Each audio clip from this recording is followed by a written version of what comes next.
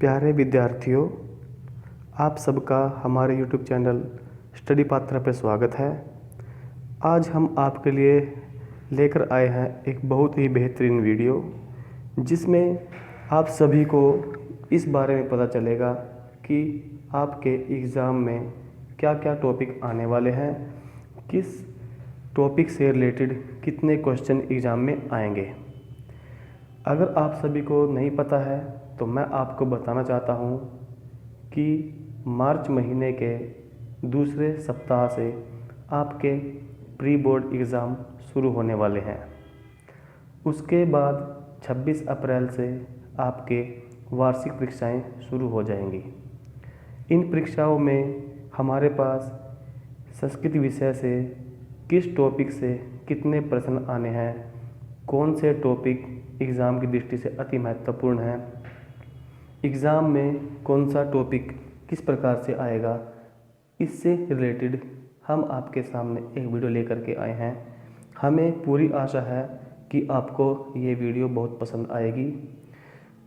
आप हमारे YouTube channel study Patra को सब्सक्राइब करें, लाइक करें, शेयर करें और ये वीडियो आपको कैसी लगेगी बाद में कमेंट करें।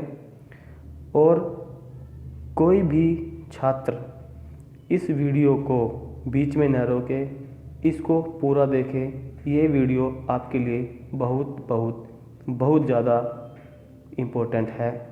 हम शुरू करते हैं कक्षा 10वीं कोड नंबर 122 संस्कृत पाठ्यक्रम शुरू करते हैं। सबसे पहले छात्रों, आपके पास एक अपठित अवबोधन आता है, जिसका मतलब ये है कि एक ऐसा गद्यांश जो आपने कभी नहीं पढ़ा है, वो बोर्ड की तरफ से आता है, जिससे हमें कुछ प्रश्न दिए गए होते हैं। हमें उन प्रश्नों का सही उत्तर उस गद्यांश को पढ़ के देना होता है। उस गद्यांश में एक सरल कथा हो सकती है, उसका वर्णन उसमें होता है। उसमें सबसे पहले आपसे पूछा जाता है एक पदेन पूर्णवाक्येन च अवबोधनात्मकं कार्यम। सबसे पहले जो आपसे प्रश्न पूछा जाता है वो होता है पूर्ण वाक्य में उत्तर दीजिए।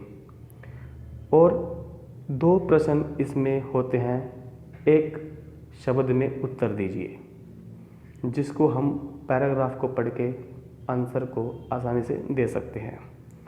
फिर शीर्षक लेखन, वो गद्यांश, ये पैराग्राफ किस विषय पर आधारित है, इसका शीर्षक क्या होगा, इसका टाइटल क्या होगा, हमें वो शीर्षक लिखना होता है।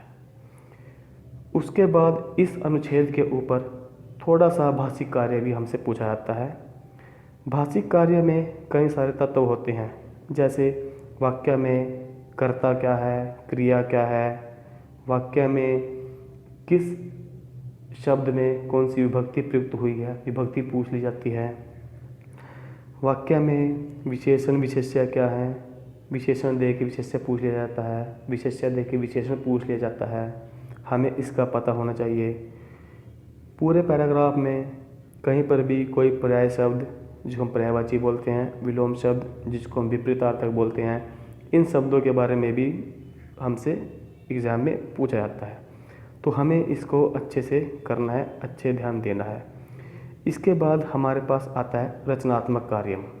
इस रचनात्मक कार्य के अंदर हमारे पास 3 क्वेश्चन आते हैं, 3 प्रश्न आते हैं। पहला, संकेत आधारितम औपचारिक अथवा अनौपचारिकम पत्र लेखनम, मंजूषायाः सहायतया पूर्णम पत्रम लेखनीयम। एक पत्र हमें लिखना होता है, वो औपचारिक भी हो सकता है और अनौपचारिक पत्र भी हो सकता है। औपचारिक पत्र वो होता है जिसको हम किसी भी कार्यालय में, स्कूल में, बैंक में, कहीं पर भी हम दे सकते हैं, जिसकी एक औपचारिकताएं हो, जिसके नियम हो, जिसकी कुछ शर्तें हों।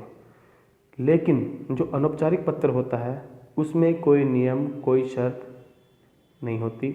इसको हम अपने हिसाब से अपने किसी भी मित्र को शुभ आशीष देने के लिए, किसी की प्रशंसा करने के लिए, कोई संदेश भेजने के लिए इस पत्थर का हम प्रयोग करते हैं। इन पत्थरों को हमें मंजूषा की सहायता से करना होता है। इसमें रिक्त स्थान आते हैं, उन रिक्त स्थानों के लिए हमें एक मंजूषा दी गई होती है। उस मंजूषा के आधार पे हमें इस पत्थर को भरना होता है। इसके बाद हमारे पास प्रश्न नंबर 3 आता है, चित्र आधारितम वर्णनम अथवा अनुच्छेद लेखनम। हमारे पास एक चित्र आता है जिससे हमें 5 वाक्य बनाने होते हैं। ये 5 वाक्य हमारे चित्र पर आधारित होते हैं। हमें उस चित्र में जो भी दिखाई दे रहा होता है, हमें उनको अपने तरफ से संस्कृत में पिरोकर वाक्य बनाने होते हैं। यदि हम चित्र के आधारित वाक्य नहीं बनाना चाहते हैं तो उसके अथवा में हम एक अनुच्छेद लेखन करते हैं, जिसका विषय हमें एग्ज़ाम में पेपर में दिया गया होता है। हम उस विषय के ऊपर 5 वाक्य लिखते हैं।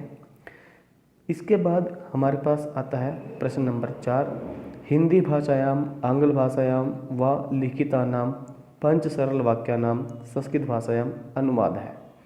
हमारे पास हिंदी भाषा में कुछ वाक्य लिखे हुए पेपर में आते हैं। हमें उन वाक्यों का संस्कृत में अनुवाद करना होता है। ये भी हमारे पास 5 वाक्य आते हैं और ये वाक्य बहुत सरल होते हैं। जिस छात्र को अच्छे से रचना अनुवाद आता है वो इन वाक्यों को बड़ी आसानी से बना सकता है। प्यारे छात्रों, मैं आपको बताना चाहूँगा कि अगली वीडियो मैं आपके लिए इस रचना अनुवाद को लेकर के बनाऊँगा आपके लिए, जो आपके लिए परीक्षा की दृष्टि से बहुत अधिक लाभदायक होगी, आपके लिए बहुत अधिक महत्वपूर्ण होगी। उस वीडियो को प्राप्त करने के लिए आप हमारे YouTube चैनल स्टडी पात्रा को सब्सक्राइब करें, लाइक करें, कमेंट करते रहें और जितना हो सके उससे ज़्यादा शेयर करें। इसके बाद हमारे पास आता है पठित अवबोधनम। जैसा कि इसके नाम से पता चल रहा है, पठित अवबोधनम, इसका अर्थ ये है कि जो हमने पढ़ा हुआ है।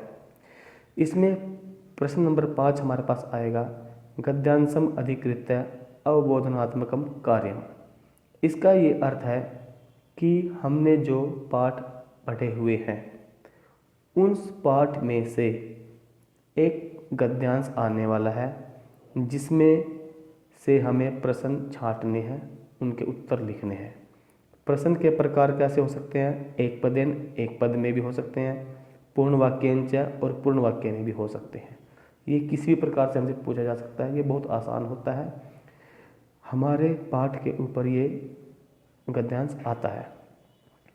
उसके बाद प्रश्न नंबर 6 में एक पद्यांशम अधिकृत्य अवबोधनात्मकम कार्यम। पद्यांश, इसका अर्थ होता है श्लोक, एक पद्य का अंश। एक श्लोक पर आधारित कुछ प्रश्न हमसे पूछे जाते हैं। इसमें भी प्रश्न का जो प्रकार है, एक पदेन पूर्ण वाक्यांश प्रश्न उत्तराणी। एक श्लोक हमारे पाठ से आता है जिसको हमने पढ़ रखा है, उसमें से हमें कुछ प्रश्न पूछे जाते हैं। वो प्रश्न एक पद में भी हो सकते हैं और पूर्ण वाक्य में भी हो सकते हैं। इसलिए हमें अच्छे से अपने पाठ के अंदर आए हुए श्लोक भी अच्छे से हमें करने चाहिए। इसके बाद प्रश्न नंबर 7 आता है, नाट्यांशम अधिकृत्य अवबोधनात्मकम कार्यम। एक नाट्यांश, इसका अर्थ है एक नाटक का अंश। एक नाट्यांश आएगा जो हमने पढ़ रखा है, उसमें से प्रश्न छांटने हैं हमें। प्रश्न भी किस प्रकार से आएंगे? एक पदेन पूर्ण वाक्यांश प्रश्न उत्तराणी। प्रश्न एक पद में भी हो सकते हैं और पूर्ण वाक्य में भी हमसे पूछे जा सकते हैं। जिस तरह से हमसे प्रश्न पूछे जाएं, हमें उन प्रश्नों का उसी प्रकार से उत्तर देना होता है। इसके बाद प्रश्न नंबर 8 आता है हमारे पास, एकस्य श्लोकस्य अन्वयः एकस्य श्लोकस्य संकेतेन भावार्थः मंजूषाया सहायतया। एक श्लोक का अन्वय। अन्वय क्या होता है? एक श्लोक हमारे को दे दिया जाता है, जिस श्लोक की हिंदी हम करते हैं उस श्लोक के जिस अक्षर की हिंदी पहले आनी होती है हम उसको पहले लिखते हैं। इस तरह से हम पूरे श्लोक के अक्षरों को क्रम से लगाते हैं और उसके बाद हमसे उस श्लोक के क्रम को रिक्त स्थान बना के हमसे पूछा जाता है, जिन रिक्त स्थानों को हमें मंजूषा की सहायता से भरना होता है। ये बहुत आसान होता है। अगर हमने अपनी कक्षा में अच्छे से श्लोकों को पढ़ रखा है तो हम इस अन्वय को बड़ी अच्छी तरह से, भली भांति अच्छी प्रकार से हम इस श्लोक का अन्वय कर सकते हैं। या फिर एकस्य श्लोकस्य संस्कृतेन भावार्थ है। एक श्लोक का हमें भावार्थ करना होता है। भावार्थ का मतलब ये होता है उस श्लोक का क्या भाव है, कवि हमें उस श्लोक के माध्यम से क्या समझाना चाह रहा है, और उसको भी हमें मंजूषा की सहायता से करना होता है। उसके बाद हमारे पास आता है प्रश्न नंबर 9, घटनाक्रम अनुसारम कथा लेखनम। हमारे पास जो पाठ दिए गए होते हैं उस पाठ पर आधारित एक घटनाक्रम हमारे पास आता है। घटनाक्रम अनुसार इसका मतलब ये होता है उस पाठ में जो भी घटनाएं हुई हैं, जो भी कार्य हुए हैं, जो भी कार्य घटित हुए हैं, उन कार्यों को परीक्षा पूछने वाला हमसे क्रम से उन लाइनों को आगे पीछे कर देता है और वो हमसे ये बात कहता है कि आप इन लाइनों को, इन पंक्तियों को क्रमबद्ध करें, क्रम से लगाएं कि इन लाइनों में पाठ में सबसे पहले क्या घटित हुआ है, उसके बाद क्या घटित हुआ है, उसके बाद क्या घटित हुआ है। इस तरह से वो 10 पंक्तियां हमारे पास दी जाती हैं। हमें उन 10 पंक्तियों को क्रमानुसार लगाना होता है और ये हमारा घटनाक्रम होता है। ये बहुत आसान होता है। जिसने अच्छे से पाठ पढ़ रखे हैं वो इसको अच्छे से कर सकता है। अब बात आती है कि हमारे पास कौन से पाठ लगे हुए हैं जिसमें से हमें पेपर में कुछ क्वेश्चंस आने हैं। उसके लिए मैं आपको बताना चाहता हूँ, आपके पास एक पुस्तक लगी हुई है सेमोसी, जो संस्कृत की पाठ्य पुस्तक है और द्वितीय भाग उसका हमारे पास लगा हुआ है। तो आपकी वार्षिक परीक्षा के लिए जो पाठ निर्धारित किए गए हैं उनको मैं आपको बता रहा हूँ, वो इस प्रकार से हैं। षष्ठ पाठ है पाठ नंबर 6 जिसका नाम है सुभाषितानी। सप्तम पाठ 7वां पाठ जिसका नाम है सौहार्द्रम प्रकृति शोभा। अष्टम पाठ 8वां पाठ जिसका नाम है विचित्र साक्षी। 9वां पाठ जिसका नाम है सुक्तय है। इस पाठों के बारे में मैं आपको ये बताना चाहता हूँ, जो आपका षष्ठ पाठ सुभाषितानी है और जो पाठ आपका 9वां पाठ सुक्तय है, ये दोनों पाठ आपके पद्यांश पर आधारित हैं। इसमें पद्यांश दिए गए हैं। आपके पास परीक्षा में जो पद्यांश आएंगे वो इन दोनों पाठों से हो सकते हैं, या ये कहेंगे वो इन दोनों पाठों से होंगे। और जो आपके पास नाट्यांश आना है उसमें जो हमारे पास पाठ 7वां है, सप्तम पाठ है सौहार्द्रम प्रकृति शोभा। इसमें से आपके पास नाट्यांश आ सकता है, क्योंकि इसमें प्रकृति की शोभा के बारे में बताया गया है। जब इसमें शेर, कौवा, मोर ये सभी आपने बात करते हैं तो यहाँ से वो आने की पूरी संभावनाएं हैं। अष्टम पाठ विचित्र साक्षी, इसमें से आपके पास एक गद्यांश आ सकता है जिसमें से आपसे कुछ प्रश्न पूछे जा सकते हैं। आशा करता हूँ कि ये वीडियो आपको पसंद आई होगी और आप सभी हमारे इस YouTube चैनल स्टडी पात्रा को लाइक ज़रूर करें, शेयर ज़रूर करें, सब्सक्राइब ज़रूर करें, और आपको ये वीडियो कैसी लगी हमें कमेंट बॉक्स में कमेंट करके ज़रूर बताएं। धन्यवाद।